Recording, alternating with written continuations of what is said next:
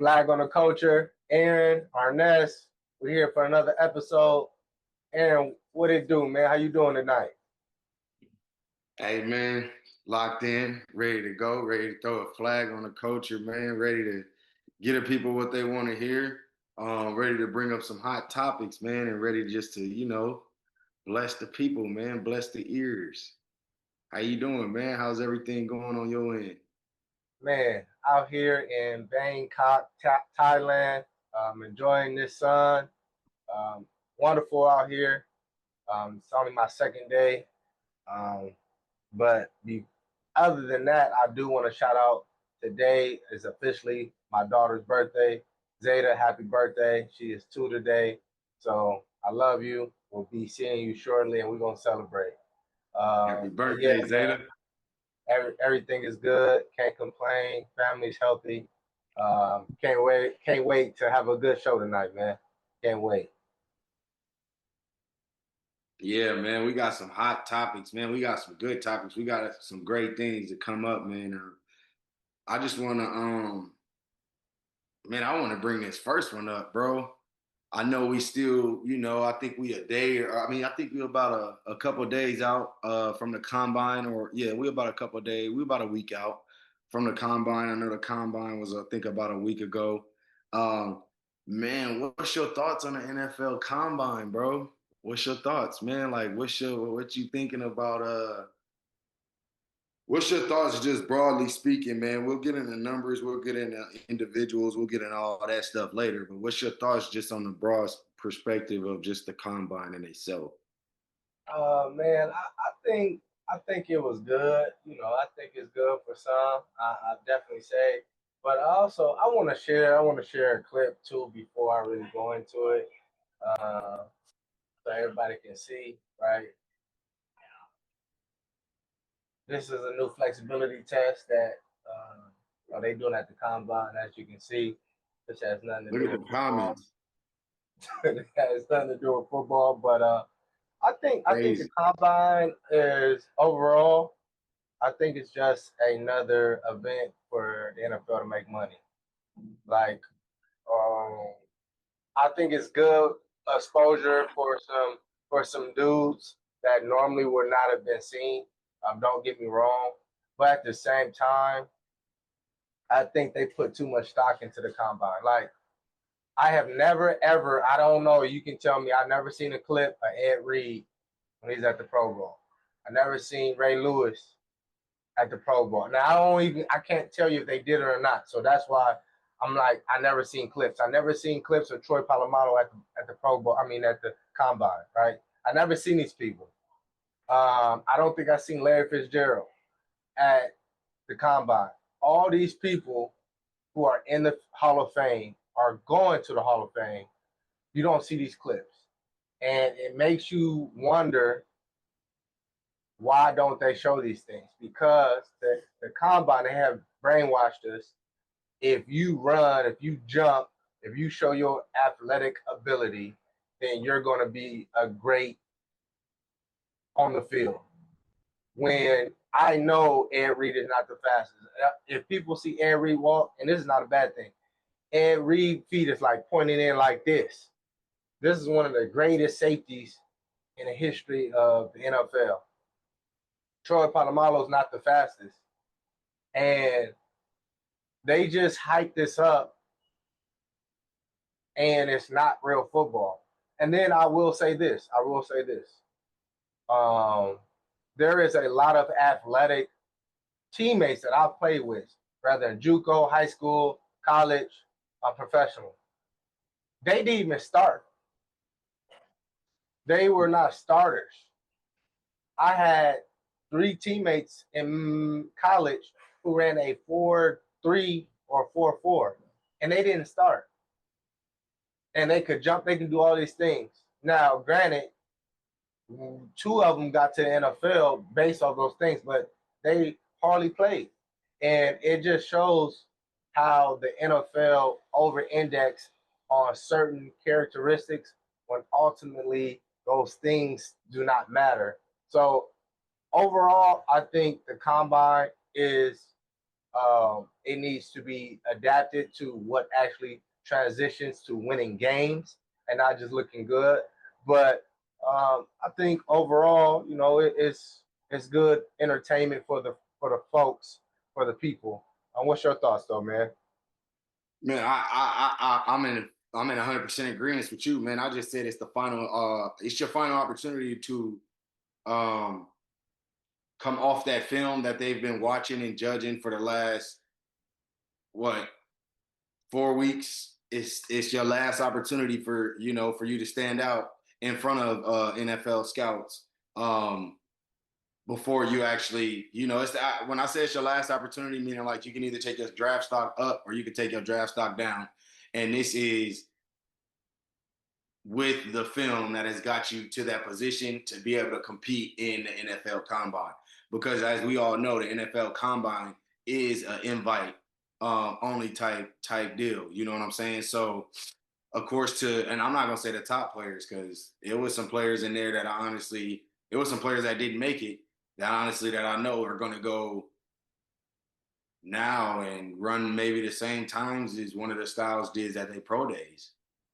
You know what I'm saying? So I just think with that combine, it's the world's last opportunity to see you impress before you sign. You know what I'm saying? As well as bro, I think it's becoming like it's becoming like a do whatever we ask type of event.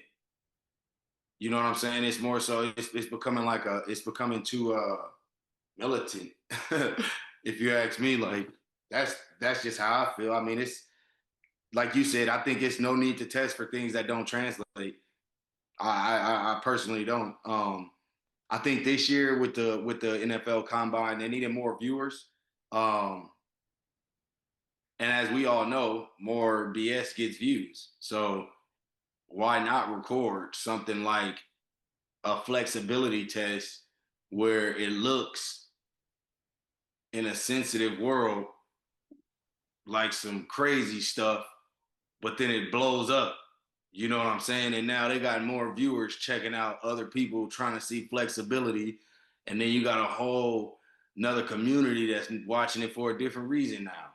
So it's man, for that specific clip that I see, like, cause I've never ever even asked somebody to act like the doctors do it, and I think they do it like just to test, like to see like if you can touch your toes. You remember how they ask you like reach down, touch your toes, um, do the wingspan, stuff like that. But I don't think that has nothing to do with flexibility. I think it was I don't think it's necessarily I think the flexibility test was marketed real well, if you ask me.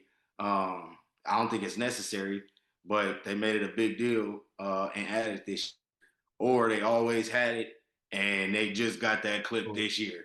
That's And new. That's new.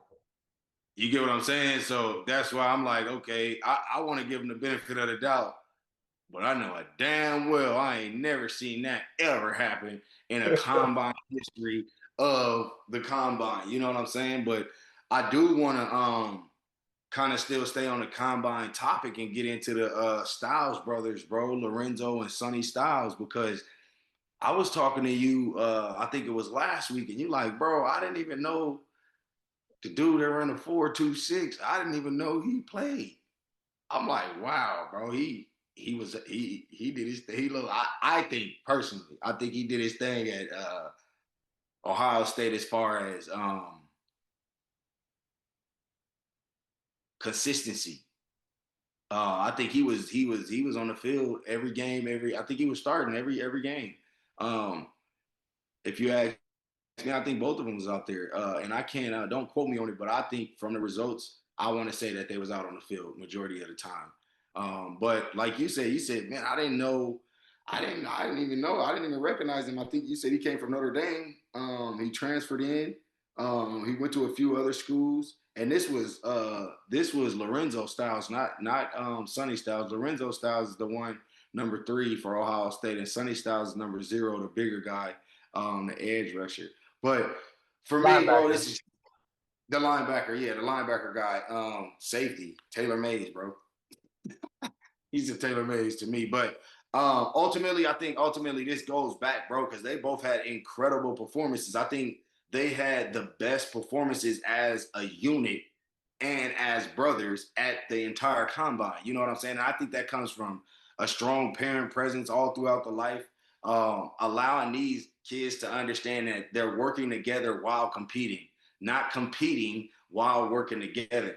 And I think the difference is working together, meaning giving them understanding after one loses and after one win that you have the ability to do the same thing that he just did. So we're working together to have the youngest beat the oldest, and sometimes the oldest might lose to the youngest. So now we're trying to challenge them and allow them to compete. You know what I'm saying? So I think that started at home, bro. I think that um, they started a great foundation, bro. And not to mention, they dad looked like Thanos from whatever. What is that?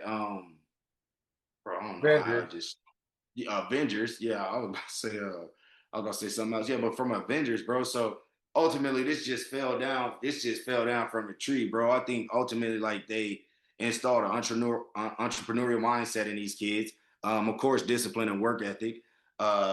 Positive guidance, bro. Without many distractions. Without many distractions, I think this is how the parents set up the foundation for these kids to walk on and for these kids to have an understanding of what to do. You know what I'm saying? The dad had a legacy. He had a vision. He's a visionary, man. The dad and mom had a vision that they wanted this for their children. You know what I'm saying? So, kudos to their parents, bro. Kudos to their foundation, bro. What you think about the Styles family, bro, at the combine and just in general now that we are learning about them all through the world more than we have seen them making plays? I mean, there's a photo circulating out there of a picture of all three of them, and like you said, the dad is a huge human, and allegedly he played in the NFL, so he already has a blueprint. And John Brown, he was just on the pivot and to discuss, having a plan. We know Darnay, right? Holmes, his dad actually made it to the NFL as well, and there's no coincidence that his son, right, made it to the NFL as well. It shows when you plan, you put in a plan for your children and set the foundation at a young age. Because I saw an interview with the Styles mother and talking about how the dad had them training at a young age and making it fun for them, not realizing they were training for this moment, right? That's what happens.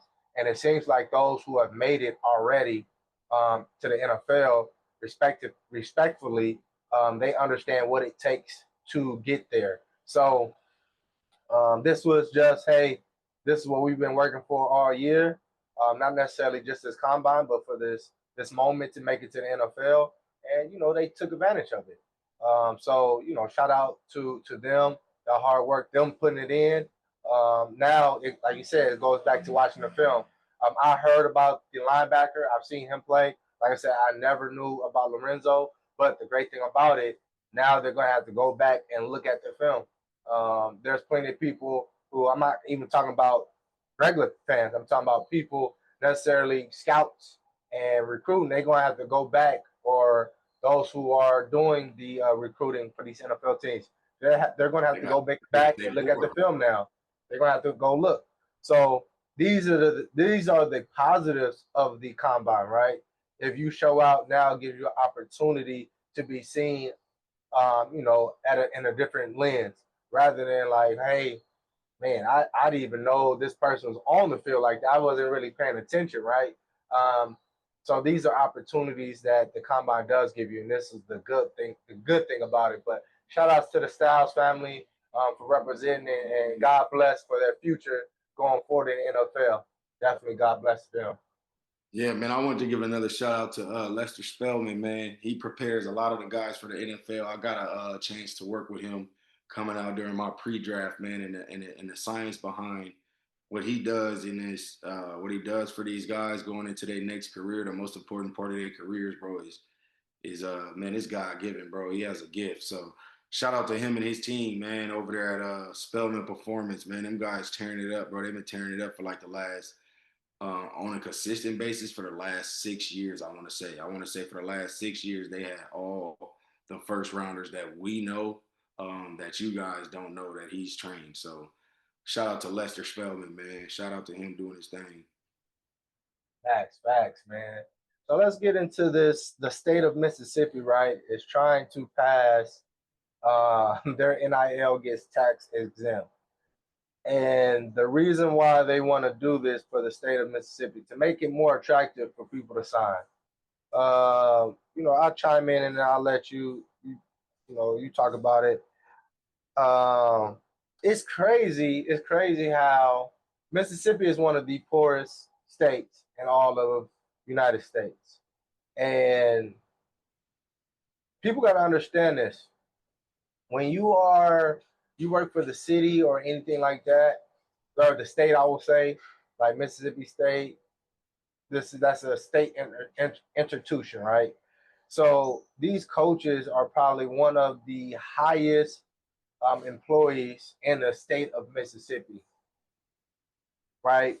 And then you want players who also getting paid a lot of money now to be tax exempt just for NIL. If that's the case, if you want it to be tax exempt, which I am in favor for the kids, I'm in favor for that. You got to do it for everybody else there. You can't just do it for NIL. That's that's messed up. Can you imagine you've been working for 30 something years and you got to pay all these taxes? Now, mind you, the taxes in Mississippi not high like that, right? But you've been working 30 years, you've been getting taxed, and now just because they want to make it more appealing for young men and women to come to the state of Mississippi to play sports so that the state of Mississippi can benefit.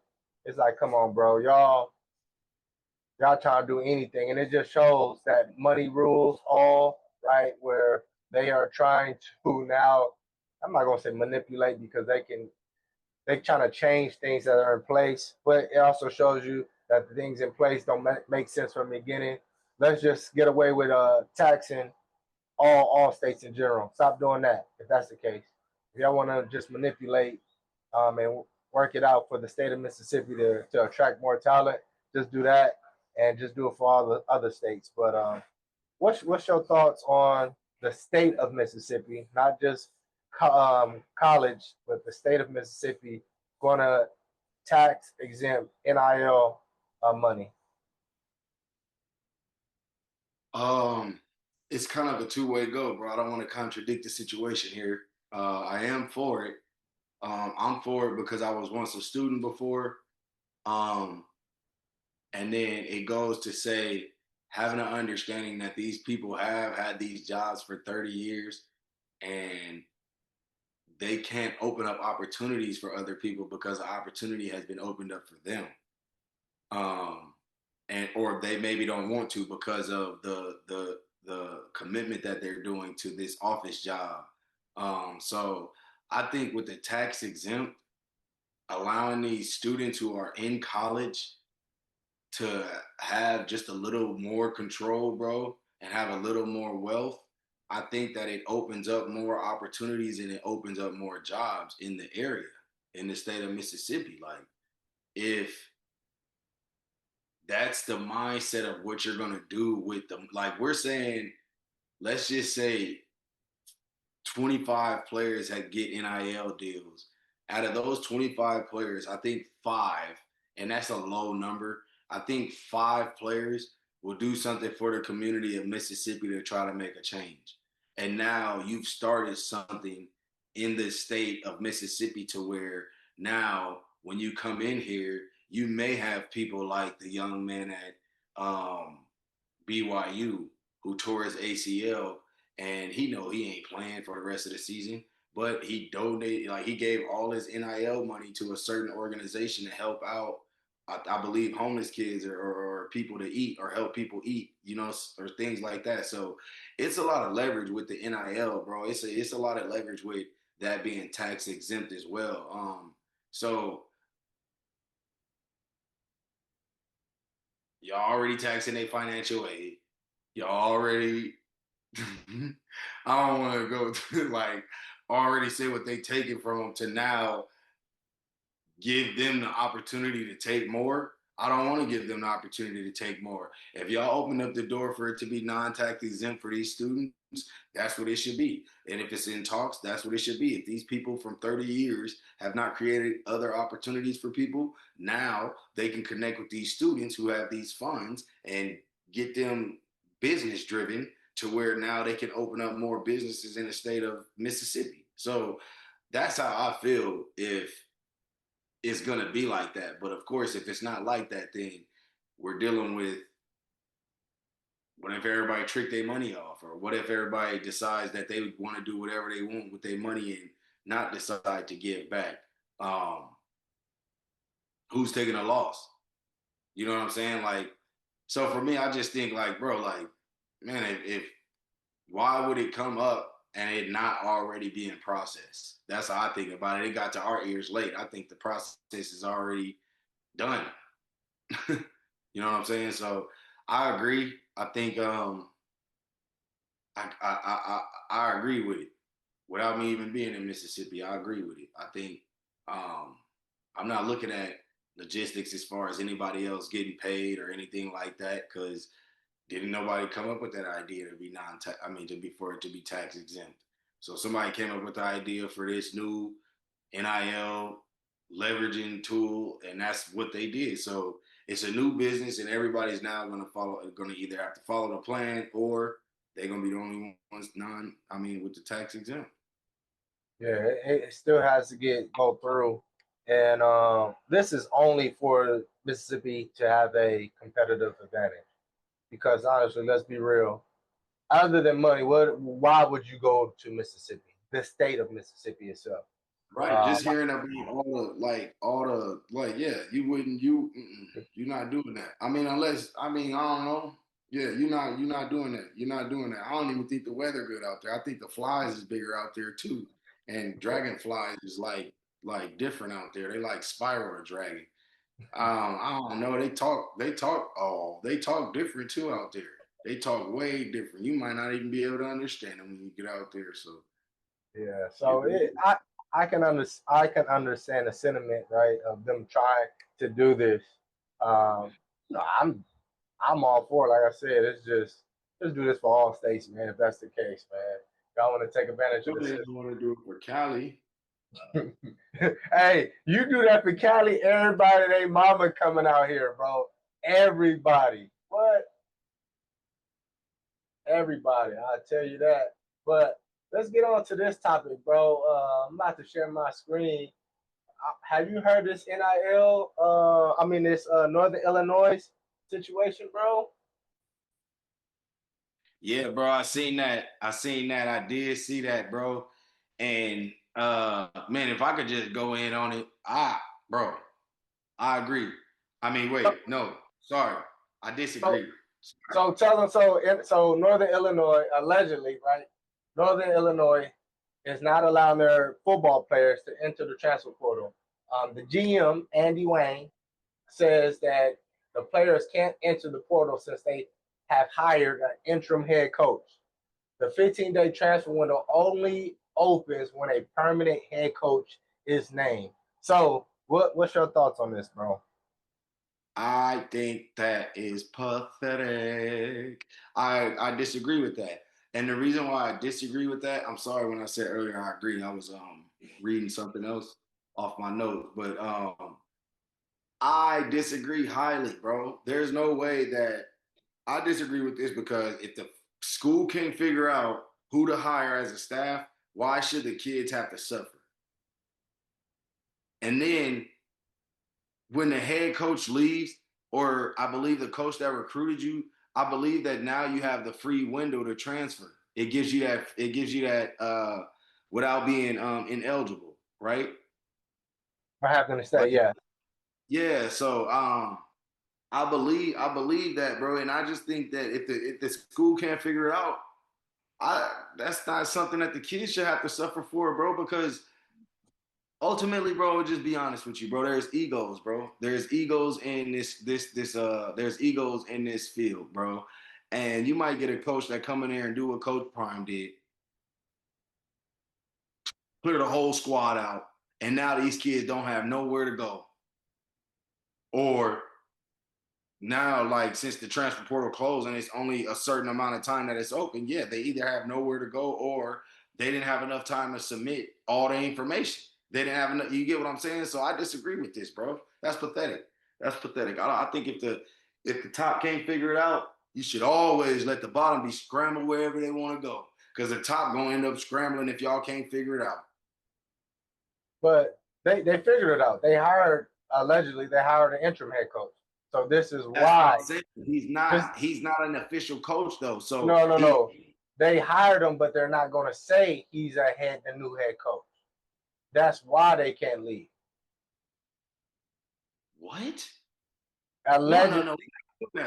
That's on them. Listen, Allegedly. y'all not about to make up new rules to now keep kids after school. No, y'all still holding kids hostage. Somebody should do a small business claim for that. Bro, you can go to the small business court and file something against them, bro. You can file a lawsuit, bro. You can't hold me against my will. You can't hold me here, bro.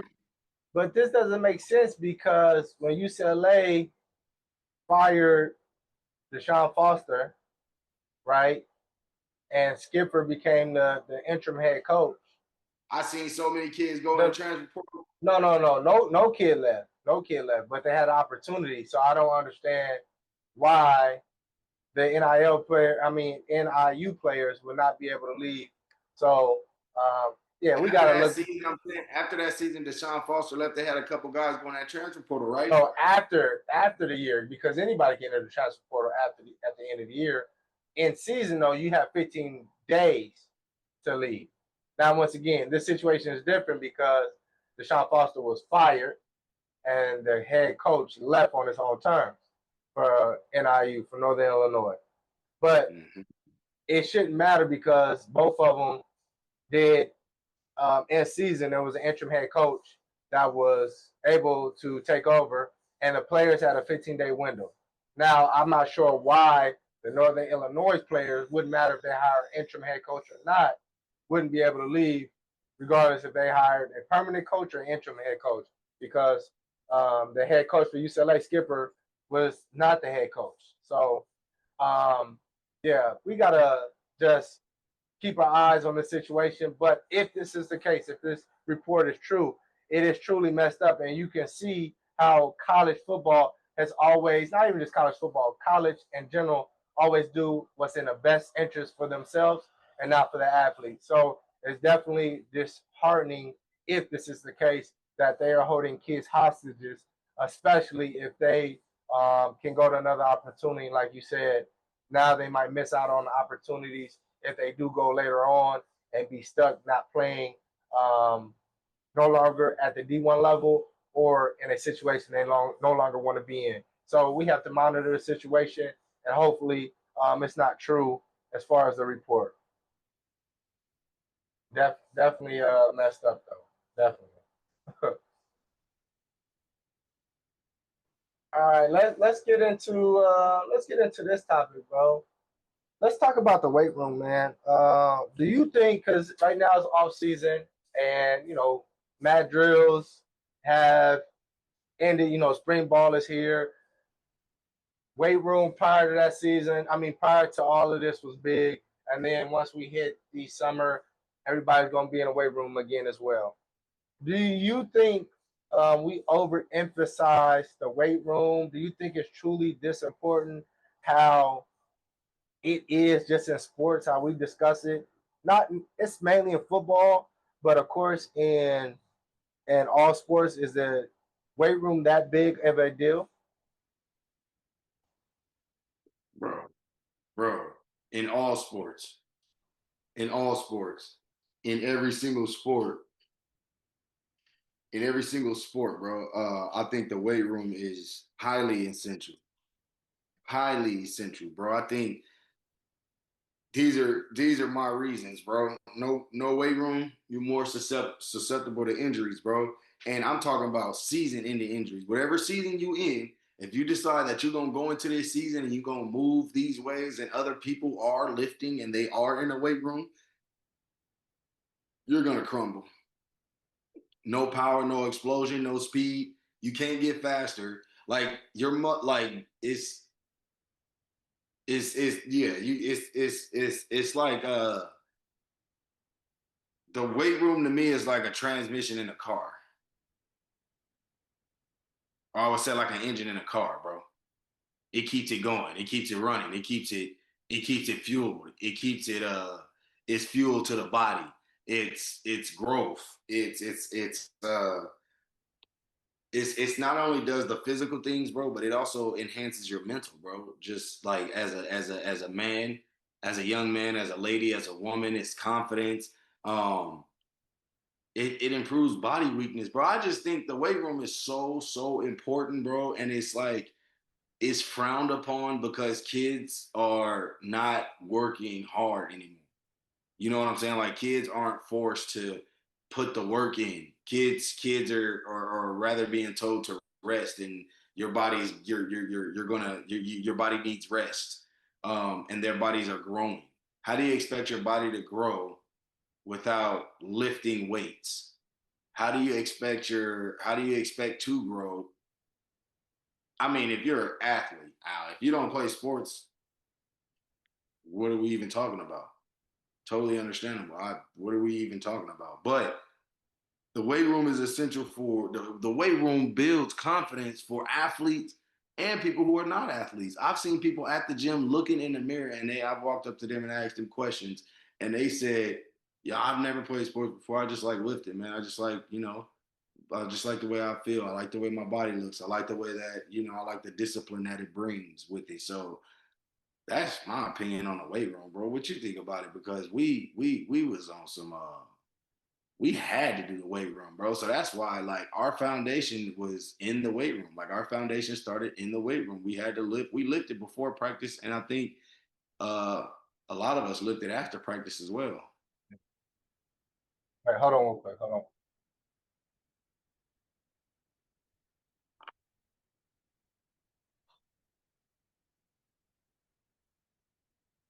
I heard my son walk out the door. Yeah, bro. I think yeah, no, he definitely do. Um, I think the weight room is essential, but I don't think it's essential always. And I believed in the weight room right when I was younger. Still do believe in the weight room. Still in the weight room to this day. I think it's beneficial up until the point where, all right, let me take this back. I don't know if guys have seen, and we have more access to it now, right? There's more NFL, there's more pro guys who are putting their workouts online, rather YouTube, social media. When you watch them work out, the crazy thing about it, they're actually lifting weights the least now. They're actually not lifting weights. They're probably doing more band work. They're doing more mobile, hip mobility and stuff like mobility Yeah, stuff. functional movements. And that just tells you that the weight room is not that essential up to that certain point. All these other things are. Now, believe me, I think when you're young, you need to build a foundation. I do believe mentally it helps you, makes you stronger. I believe it does give you confidence. But as far as what you're able to do on that field or that playing surface, I don't think it's always what they make it out to be. I'll give prime example. And now Jackson, he was in the weight room, so don't get me wrong. But Deshaun Jackson was 168 probably the most. He lasted over 12 years in the NFL. Um, Even really better. no major injuries. Made no major injuries. You feel me? And he played very small, and they was worried about his size.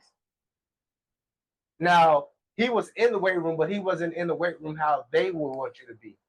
And then if you go back and look at today's age, these athletes, you got guys who are 6'2", 6'3", weighing 170. They not in the weight room either, because there's no way you 6'2" and you weighing 170. No way. I'm 5'7", and I weighed once I played at 175. These young men can't bench press 225. which is fine because I don't think you need to rep that. That's why I think it's important. It gives you mentally. I think it gives you some confidence, and I think foundationally working with young kids, they need to get stronger, right? Legs and joints and stuff like that, definitely. But at a certain point, I don't think it is the be all to everything, right? I've for me, I've seen the weight room be, bad on certain people because you gain all this muscle. Oh, now you're no longer flexible. Now you can't move. Now you get hurt. Also seen people who were in the weight room who never got hurt. Also saw people who were in the weight room and they got hurt all the time. So I think it's based off of the individual, and we have heard many of stories. Steve McNair, he said he never lifted while he was in the NFL. You got guys. Bo Jackson said now he's a freak athlete, body mentally. I mean physically. He said he didn't lift, right? It's certain people they didn't need to lift, and I think the weight room is different for everybody. I just don't think that. I think we over-index the weight room, especially in college football, high school football. It's so important. I think development needs to go on more with these kids than just lifting weights. That's just my opinion. But yeah, that's my thoughts about it. You got anything else to say about that? No, I was just gonna bring up guys who you were saying not necessarily in the weight room, guys like Kevin Durant. I remember hearing a story about Kevin Durant in Texas, and he couldn't even hit 135. And he's always been over 6'6", I think, after high school. So I could kind of I can see what you're saying on that, and I can see how, like you said, it's on an individual. Now that you've kind of broadened my perspective to that, but I was a guy that needed the weight, so I was one of those guys that needed the weight room. You know what I'm saying? I was on that end to where I felt if I didn't get in the weight room, I felt like my body would crumble against the people I was going against. My freshman year, I don't know what I would have did if I didn't even have confidence in myself being strong and I seen Trey Walls pulling. I didn't know what to do. So I just know the confidence that I had in being strong, I was strong enough to take his legs out. So just knowing that, like it gave me the confidence to know I could at least flip a 6'6" lineman. You know what I'm saying? So for me, I think I needed it because of what was around me. But like you said, it is based on the individual. You know what I'm saying? But I feel like it gives you a upper if you're doing it the correct way, because you can also develop with doing weights and having those functional movements. If you understand, you know what I'm saying, you can add that high intensity and then that heavy weight and then maybe the low intensity. Now with you can always fluctuate on how you work out and do different workouts to where it's not so where your body becomes so stiff and now you become so tight and things like that. So, I mean, I can see I've seen guys both ways. I've seen guys that can't even wipe their butt. I've seen guys that can reach all the way back and touch it like over their shoulder and touch the middle of their back. You know what I'm saying? So I've seen it before. Um, and who knows if they was in a weight room or not, but from my personal opinion, I think, I might be one of those individuals that think the weight room changes you as a player ultimately with confidence on the field and how your approach is towards the game. Yeah. So let me ask you this: what was some weight room exercises that you thought were just a waste of time, or lifts, just a waste of time in your eyes? Anything where you're still for too long. Like what Anything exactly? where you're still for too long. Where, let me see, like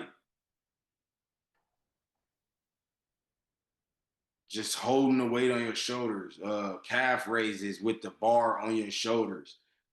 Um, I like doing quick movements with weight.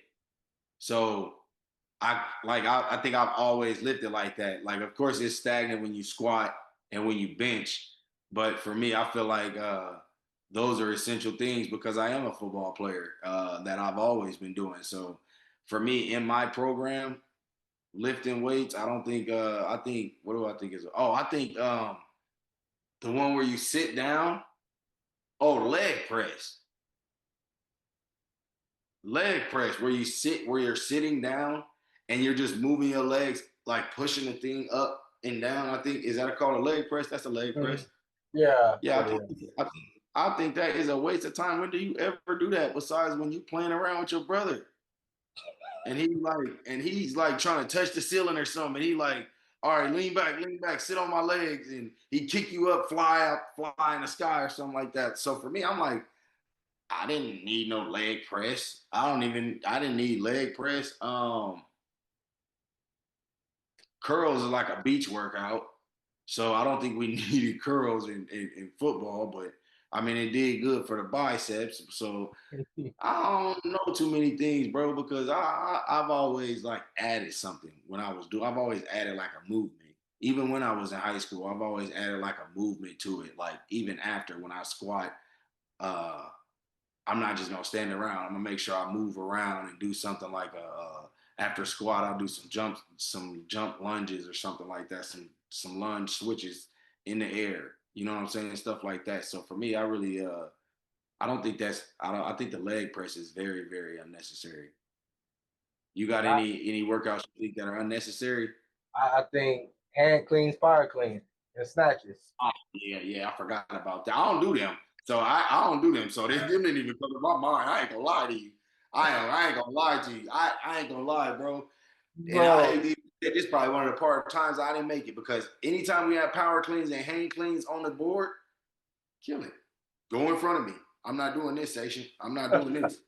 Kill it. I'm not doing that. bro, see, in football, I can't speak for all.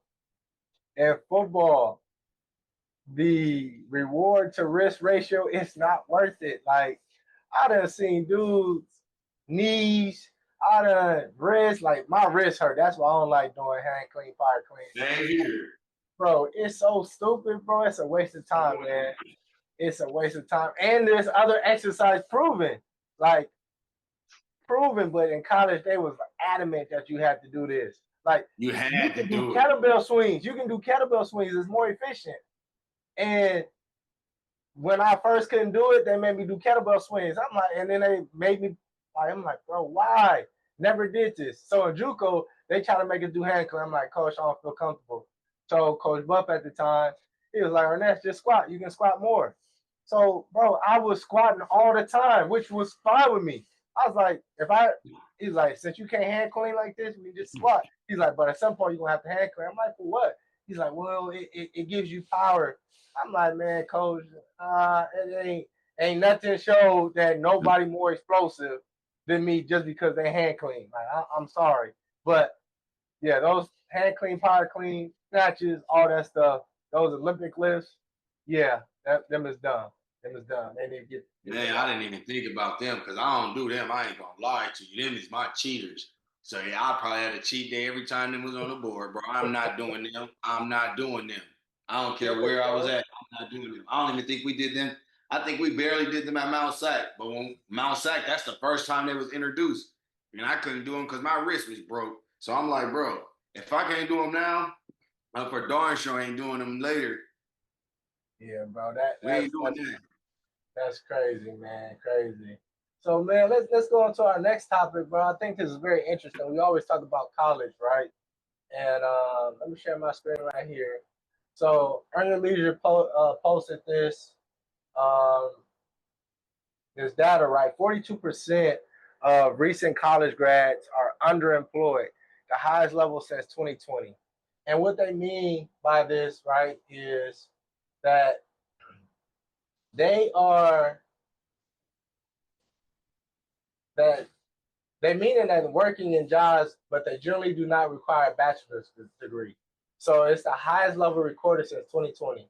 It says in the fourth quarter of 2025, the underemployment rate reaches 42.5%, while the unemployment rate for recent graduates increased to 5.7% compared to 3.1 amongst college education worker ages 22 to 65. Now, it's talking about certain majors show higher underemployment rate, including criminal justice, which is 67%, performing arts, 62%, medical technician, which is 57%, liberal arts, 56%, and so on. The data shows, right, that 45% of graduates remain underemployed for decades after completing their degrees. I think this is very interesting. Reading this statistics, right? And let's just keep it a buck in sports. How coaches always say you are a student athlete, and we talked about this 2 shows ago, right? That's the most important thing is your education.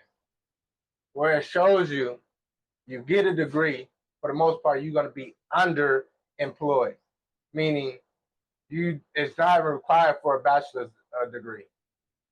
And then you're stuck underemployed for a decade. So for anybody to push education on you when clearly it's not working in real world society is mind-blowing. And parents need to understand this. Once again, I'm not saying education not important. I'm just saying when they try to push it on you and the data, the results of the real world is actually showing and people are speaking up about it, and you guys are not listening because you're sold on, oh, my son or my daughter is getting a good education. What is that education doing for them? Especially if they're not majoring in something that actually is going to, I'm not going to say add anything in value, but if it's going to provide for them a future financially where they get stability going forward. This is very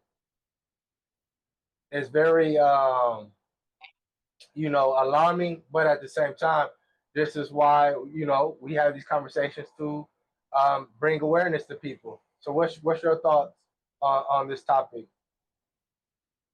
Well, number one, that percentage is outrageous. That's 8% away from half. So I think with the percentage climbing up that much, it'll only get to half in the next 2 years, or it's already at half. That's outrageous because I think it is, but then it's not. Like when you say underemployed, that's like you're underqualified or you're either overqualified. Like we don't need you to have all this just to work this basic job. So, man, like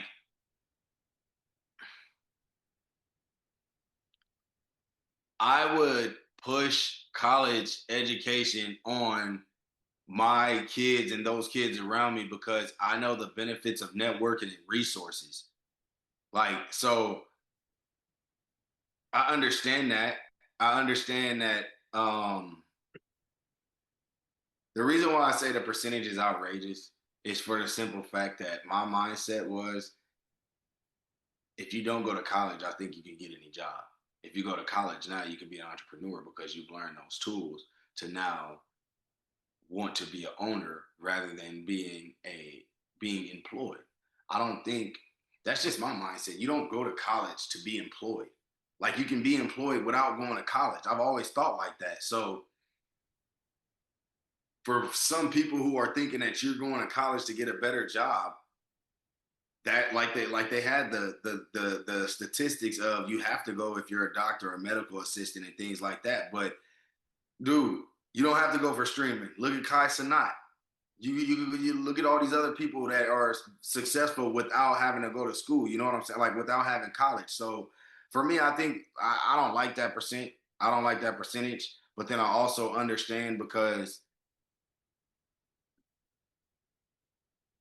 I've seen people get jobs from just knowing people in this town that I'm in.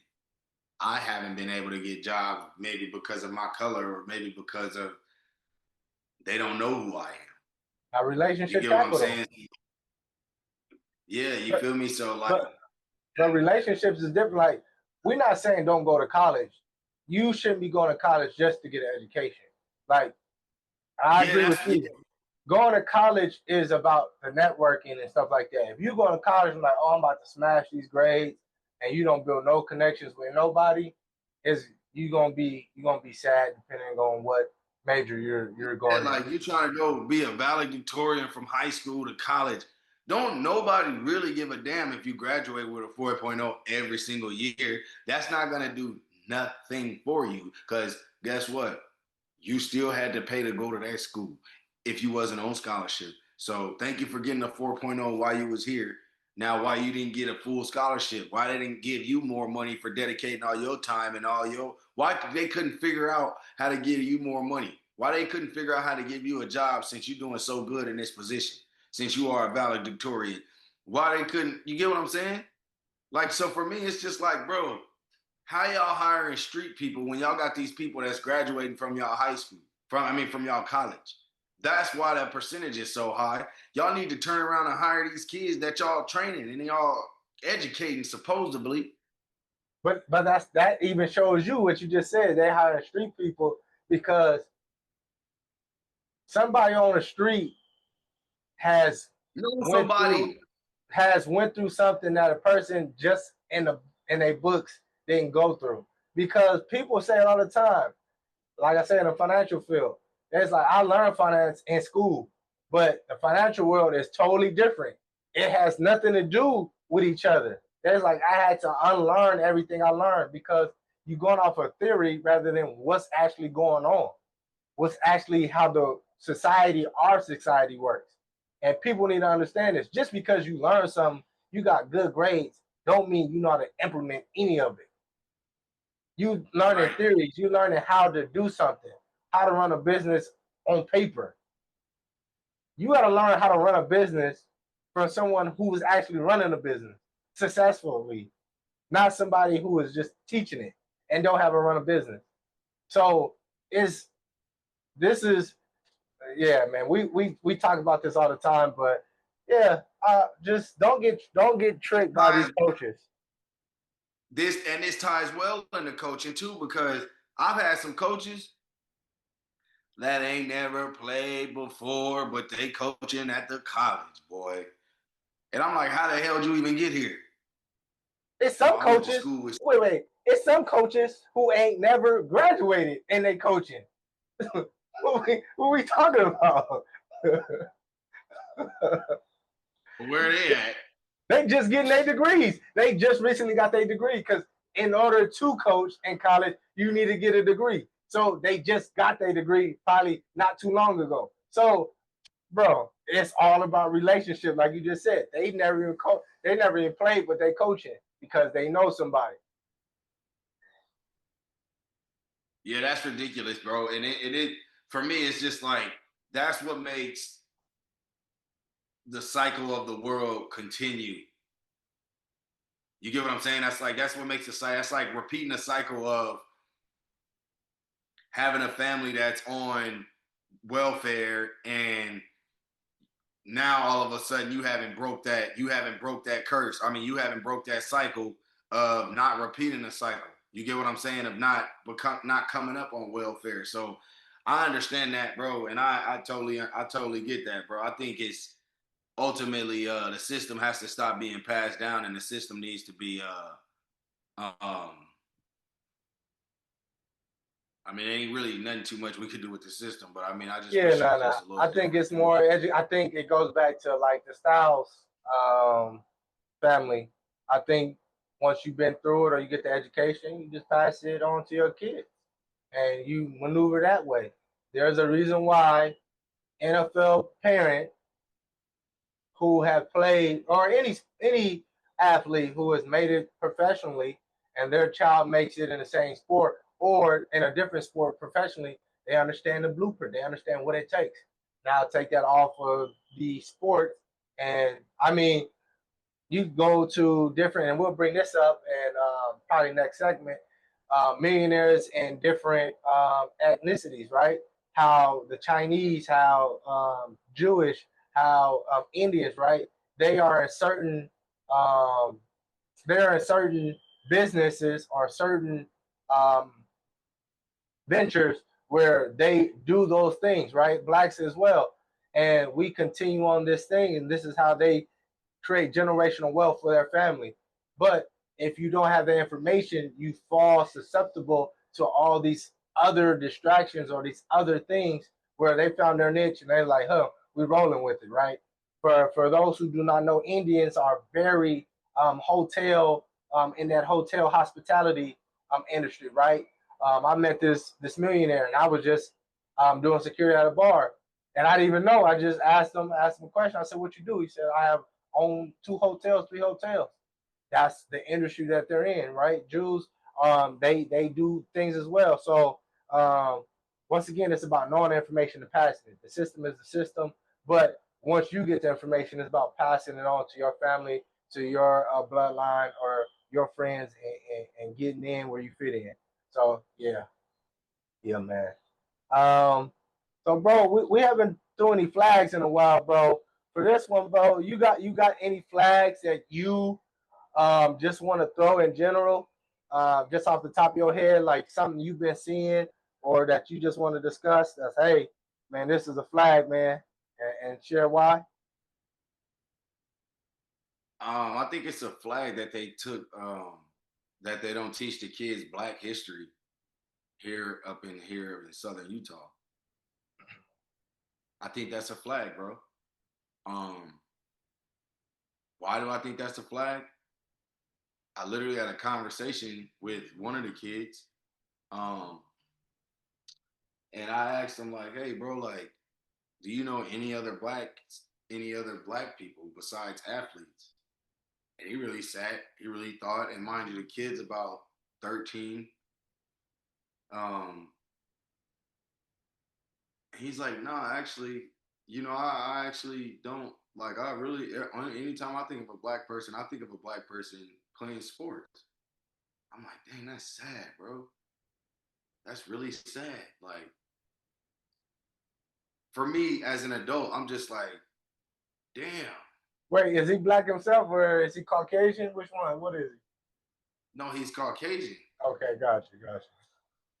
Yeah, he's Caucasian himself. So when I asked him, and I didn't ask him just like randomly, we were just talking about like he had brought up like maybe Justin Jefferson or something like that, and I'm like, bro, is that the only time you see black people? Like when you watch sports? He really sat and thought, eyebrows rose up a little bit, and was like, actually, yeah. Now that I think about it, and for me, I just was like, dang, bro, I don't know if we gotta do better as a people or that history is just does the black history just does not matter. Like, where did it go with like kids understanding that it was hard for us? It was hard for it was at a point in time where it was segregated. You know what I'm saying? And we couldn't do the same things white people did. I think if you educate them on that, they have a better understanding of, especially within this environment, on asking, why can't I say the N word? You get what I'm saying? Like you have a better understanding of why you can't say it, and you have a better understanding of, just like you just have a better understanding of what's outside of here, bro. And it really like it just was really like just broaden my perspective. Like, damn, these kids really aren't learning black history.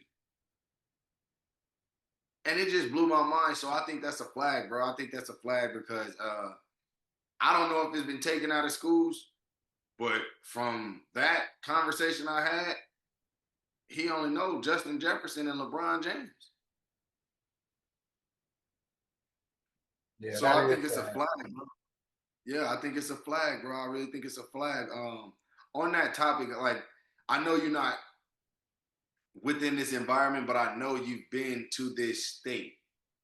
You know what I'm saying? So I know that's hard for us to hear that because it's amazing how it seems like that's what, like in a history class, that's what they learning about. You ain't learning about nobody that's successful, uh, black. You're not learning about somebody that was able to sacrifice a lot of things to even allow me to be in Utah. You know what I'm saying? So Because that's a flag for me. you know what's crazy in Utah? Utah is an African refugee state, so that's why I understand. Like each state should be different as far as how they teach certain things. And just to give my perspective, honestly, why are we learning history in school? Like real talk, because we finding out more and more it's not true the history that they taught us. I think it's a waste of time, a waste of space for people to be learning. And but yeah, it Yeah, is. It is. I rather honestly, I think kids should be going on field trips rather than learning about, you feel me, stuff like that. I'd rather you learn more about the nature, rather learn nature's history and what's around you and how to be aware, rather than learn about Helen Keller and Rosa Christopher Parks. I Columbus. totally understand that. Yeah. Who the hell is that? Yeah, man. You feel me? So I'm not seriously asking that, but I'm just saying, like, so for me, I just was like, dang, bro, like, oh man, that just blew my mind. Nah, in fact, no, that is crazy. That is crazy. And That's new information for me to hear that it's a refugee state, um, and we know how Utah is, bro. Utah, they could care less about us. I just tell you straight out, and I'm not gonna say care less about us. I've been in and, situations where lawyers have even told me it don't make it no better that you black in Utah. yeah, and then you gotta think too. There's different areas because Salt Lake City, that's where I was living, right? That's the capital. So is that going to be the same in St. George, right? Is that going to be the same in Logan? Maybe not the case, right? Because um, you are so far away, right? Utah towards the top, St. George towards the bottom, right? It's total different mindsets. Total environment is different, right? But at the same time, exposure is everything. So it's not just the schools; it's what your family exposure to as well. And I understand sometimes you don't have the means, the time to educate your kids or to get them to see something different. But I definitely agree, right? Them not learning about another culture is something that they should get exposed to for sure. My flags is I got two of them. One is Bible college. I've always asked this question. My dad was assistant pastor. We used to have church actually at my house. My uncle, rest in peace to my uncle, just recently passed away. He was the pastor. Um, and he went to Bible school, right? And I've always asked, what is the point of Bible college? And as I got older, people will tell me, oh, you learning about this theology, you learning about, some additional stuff that you wouldn't necessarily learn about. And it still didn't make sense to me because Jesus never told the disciples ever to go to Bible school. He learned it. They learned from him. He said, do as I do. I'm going to teach you. He went away, did his thing. And he said, go ahead and continue to run to do these things. And it's documented what to do as well. It never says go to Bible school. So I think that's a scam. And I think people continue to fall into it. I think that's a flag for the people who are pushing Bible school now. And this is also been said by people who also go to Bible school. It was a waste of time because actually, what the Bible actually teaches us, they don't even teach in Bible school, and that's the kingdom. The kingdom is never discussed. Some people in church don't even know what the kingdom is, but if you read for yourself, it actually talks about the kingdom of heaven. Number two, and I've been saying this, is doctors and dentist appointment. When you set an appointment, you gotta go on your off day because you might be at a dentist or a doctor's appointment all day. When your appointment is at 8 o'clock, you may not be seen till 10 o'clock. That's a flag. We are in the service business as well. And if we got back to back clients, right? we need to be done by a certain amount of time. And if we not, what we got to do, Aaron? We got to call and let our clients know, like, hey, you gonna be back. We're gonna be back. Probably 15 minutes or something like that. The dentist and doctor office, you might be an hour. You might be 45 minutes. I remember this. This is the last time I went to the doctor for my son. Appointments at a certain time. I also had a client meeting. So I was like, all right, cool. We're going to be here. And we end up being in a doctor's office for like almost 2 hours. And I was supposed to have a client meeting. It was supposed to be a virtual meeting. I wasn't able to do it. Only made a call. And because it was a call, it actually didn't even go that well. Mind you, they was like, oh, we ready to see your son. I go back there. I say, hey, how long is this going to take? There's like, oh, the doctor going to come in. So my son already went in, but now we wait. I said, look, we got to go. He's like, oh, no, our doctor's about to see you. I said, look, we got to go. I've been sitting here for almost 2 hours. And my wife just told me, she was like, you can call the insurance people and let them know that, the doctor's office, dentist office, that they're taking a long time. And they'll actually, like, if there's enough complaints, they'll remove them off their practice. So that's something I don't do. You're not going to waste my time, especially if I got to go on my off day or something like that. So it's a flag on dentist office and doctor's office when you go and they have you in there for an hour to almost 2 hours when you supposed to be in there, in and out. So that's a flag. And out in China, I just got my teeth cleaned. Aaron, my appointment's at 3:00. Do you know what time I went in and got done? I went in at 3, came out at 3:15. Was done. They saw me. They saw me. Boom. Boy's spoiled now. Look, he's spoiled. He like, bro, what? I came in. They saw me. Got straight to it. They didn't have me wait. No paperwork. None of this. Blah, blah, blah. Went in. That was my first time too. I didn't have to sign no papers. Went in. Got the cleaning. Was done. I said, bro, this was the fastest I ever been to the dentist in my life. I'm like, this how it should be all the time. So that's a flag in the States, bro. Dentists and doctors, y'all better tighten up or y'all gonna start losing business. For sure. I will leave. I'll leave. If it ain't 15 minutes, I'm leaving. Respect my time or you gonna pay. You are in China, man. They do got a lot. That's the king. They got a lot of fake stuff out there, bro. So be careful. Going to sleep, them teeth might fall out just as quick as that appointment went. Nah, I didn't go to sleep. It was a cleaning. And that's the thing.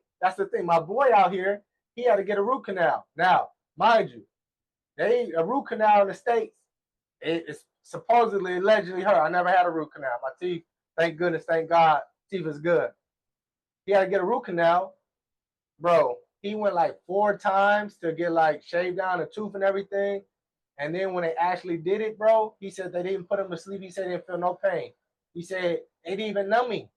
He said, bro, he was like one of the best experiences ever. And he was like, it was cheap. So the US, bro, y'all need to tighten up. I don't know what y'all doing. I haven't went to the dentist in a while in the States. Fix that healthcare, man. So they need to fix that healthcare. And I don't understand it because in China, a lot of people teeth is messed up. It's like all the way. Well, I know they smoke and drink, but these little kids, bro, they teeth messed up too. So they ain't smoking and drinking. So I don't understand what's going on. But yeah, that's a flag for sure. Dentist and doctor's appointment. Y'all need to tighten up. And God made them like that. That's why they be talking like that, because they they gotta be like that. Tongues is different than ours. They gotta talk with the they gotta talk with a little more force, a little more yin yang to it. A little, man, get it right. Yeah, man. Hey, another flag, man. I wanted to pull a clip up about this, bro, but I know it's a long time ago, but I seen we are in 7-on-7 season, bro, but I actually experienced it, bro. Actually, I'm not even gonna say I seen it, but I did see a while ago. Cam Newton had got into it with some parents, as well as seeing another video that was trending around about a parent that was, walking around supporting his kid, and the coach was getting mad. Bro, I literally ran into this. I literally had not well, I seen a situation and I previously once was a part of a situation um where I seen a guy supporting a kid and I went up to the guy myself. I went up to the guy and asked him, like, bro, do you know this kid? I know this kid as well. He's like, oh, bro, this kid used to be in my program. He still is in my program. I still train him. I'm just here because he texted me and asked me to come to his, support him. I'm like, oh, cool. So he goes, he's at the game supporting the kid. One of the coaches turn around and like tells the guy to stop coaching. And the guy didn't feel like he was coaching. He didn't feel like he was coaching at all. He just felt like he was supporting the kid. He was just there supporting the kid. You know what I'm saying? Just giving the kid his just supporting the kid. I don't know a better way to say it. And I'm standing off to the side. So I hear the guy supporting the kid. He's telling the kid hone in on your technique. Hone in on just reminding him about the little small things. And this is the 7-on-7 tournament. And the coach turns around and is like, hey man, could you just stop you're confusing my kids. And I'm like, I didn't see it. I don't know what this dude had against this other guy that made him turn around and just say something to him because there was a few people out there supporting his parents. It's 7-on-7. So it's not like we're right there. We're right there on the sideline with the kids. So if anything happens, you can support them and you can kind of be in their ear more than them being on the field and you being in the stands. So make a long story short, the coach tells the parent or the who I thought it was a parent, it was a spectator, I would say. He told him to shut up, and and the other guy was just tripping out. He had a look on his face where he didn't know what was going on. So the coach approached the guy, and it looked like from a distance I couldn't really see what he said, but it looked like he approached him with anger, and he approaches him and pushes him. So the guy that he pushed slaps him, and the situation was over. But I think it's a flag on coaches, bro, that are worried about others supporting kids, even if it's either not their kid or it is their kid. You don't know the relationship that this person has. And quite frankly, what I heard was not coaching. It was encouraging and it was supporting. There's a difference if you're a real coach and you have an understanding. I had an understanding that he was supporting the kid. The team drove down on him and the kid just was had his head down. So he's just encouraging the kid, letting them know, keep your head up, just giving them different pointers. It's not pointers to say guard this guy or anything like that. He's just giving them different mental pointers to keep them locked in the game. You know what I'm saying? So I think it's a flag on coaches that even pay attention to people who are spectating, bro. That's just me. I think it's a flag on coaches that are even paying attention to spectators, unless the spectators are directing the energy at you. You know what I'm saying? Unless they saying he can't coach, he can't or scoot over to the inside or back up some or trying to put the player out of position. I don't think that the guy was doing that. I don't think he necessarily put the kid out of position. I think the guy was just there on moral support. You know what I'm saying? And why did the guy get mad? I don't know. I don't know their previous story, if they even have a previous story or anything like that. But it showed that if him going at that guy, it showed that that guy must either have more experience or this guy has something against him that this person doesn't know, because it was plenty of people out there and he directed his energy towards this specific person. So that's a flag on coaches, bro, that's paying attention to spectators that are just there to support kids, man. That's just it's a sad thing when you can't just be a coach and coach up your kids and develop your kids. I know it's not a lot of people out here that can do that, but if you're trying and you're in that trying position, man, be a leader and keep that role, man, because it's different things that can occur. It's different things that could come from that. You know what I'm saying? And I was out of it watching it, but I just feel like the coach didn't have enough competence towards the game that he was coaching to have an understanding that the guy was supporting. You know what I'm saying? So that's a flag, bro. I keep throwing flags, but that's a flag. What you think about that, man? I think it's a flag as well. Let me ask this then, because of course, if someone was to attack you and be in this setting because fighting coaches fighting adults fighting in front of these kids is not acceptable, right? But what do you do in that instance if you get slapped, if you get pushed, right, by a grown up? Do you not fight? Like, is that a flag to not fight? Obviously, you're protecting yourself, right? It's not like you asked for it, but is that a flag? Um, that's the question because we want to be positive role models, but at the same time, we also tell our kids protect yourself if somebody attack you. So is that a flag? I think it's a flag, bro. I think it's a flag. If you ask me, like if you personally ask me, I think it's no, I don't think it is a flag if you're approached and you're assaulted. I'll just Yes, use you're. there. I'll Yes, use that. yes. If you're I don't think it's a flag if you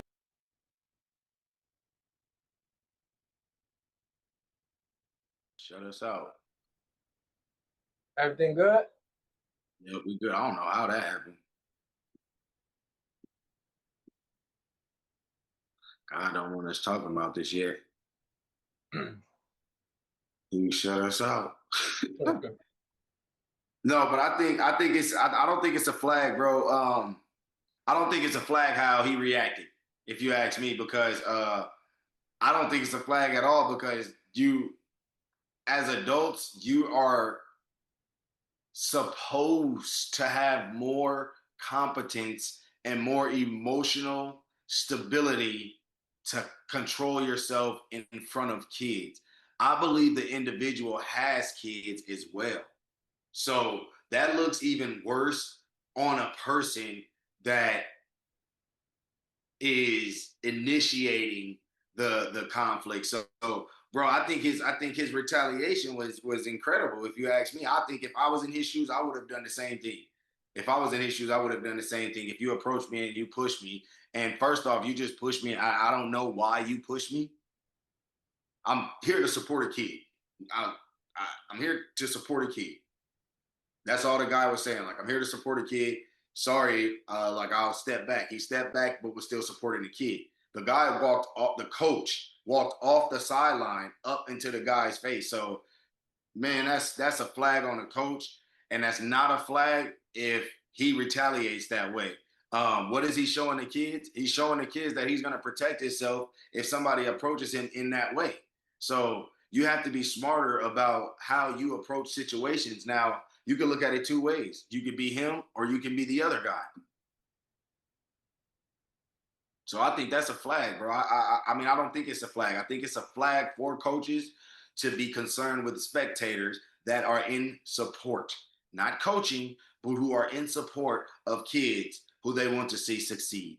I don't think it's a flag for a spectator to retaliate in that way to a coach. Yeah, I don't think it's wrong. I think it's a flag, like you said. Coaches giving ear, you focus on the wrong things, um, and whatnot. I think that is a flag. I also think it's a flag to be fighting in front of kids, but I also understand if someone is attacking you in front of kids, you got to protect yourself at all times, regardless if you're around kids or not. Now, if there's some way somehow you're able to, move away from kids, yes. But I think if somebody is doing that and there's nothing you can do, you definitely need to protect yourself for sure. So we just need to do better. Stop being so emotional, especially in sports. Which Or jealous, it could be. Because like I said, the yeah, guy said he didn't even know the coach. His kid, he didn't even know the coach. The guy said he didn't even know the coach. So yeah, it could be jealousy or things down the road. As adults, we got to be better for these kids. And I don't think there should be any jealousy when there's development involved.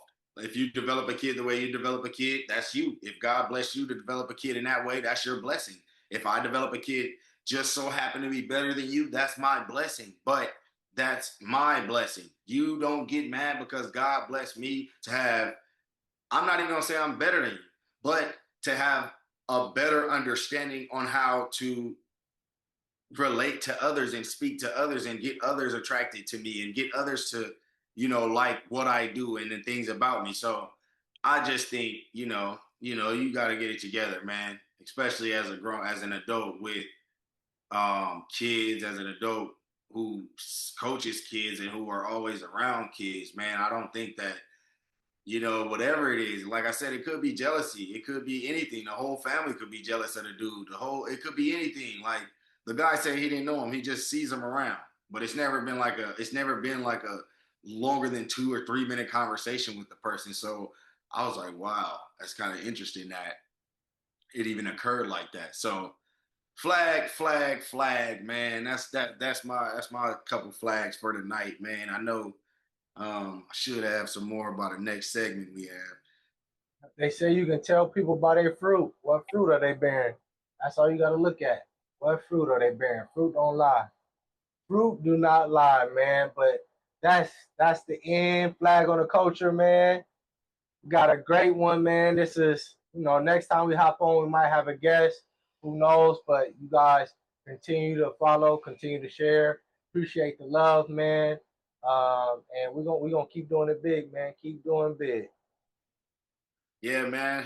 Flag on the culture, man. For some of y'all that's wondering why we got the shades on tonight, man, because it's a lot of shade being thrown in the world, man, and we trying to stay away from it. We just trying to pantomime and stay out the way. We throwing flags, but we trying to not to get flags thrown at us. You know what I'm saying? So, Exactly. man, we Exactly. came with it tonight. Man. And shout out to Coach Ike, man. Traveling the world, him and his family. Happy birthday to your baby, man. God bless your entire family, man. And I'm glad we was able to throw some flags on the culture tonight. Hopefully we get a guest on next week. But even if Exactly. not, we'll be right back at y'all with another episode of Flag on the Culture. Thank y'all for Another tapping in. episode, man. Oh, don't forget for my DBs, man. We got DB virtual products for you guys. Working your hands, working your eyes, working on your feet work. Remember, go to the page, Coach Ike's DB Training, on Instagram. Go to YouTube as well. Make sure, hey, I got something still for y'all, man. It's not done, but once it's completed, you guys will be hearing it first here on a Flag on the Culture. But y'all continue to tap in, continue to do this work. And this work is more, this is the most important time to get this work in. This is going to be determined if you make all honors, make all area, make the team, right? Be a starter. This is the time. So make sure y'all tapping in, rather with me and Aaron, man. Make sure y'all tap in. But love, man. Appreciate y'all. Talk to y'all.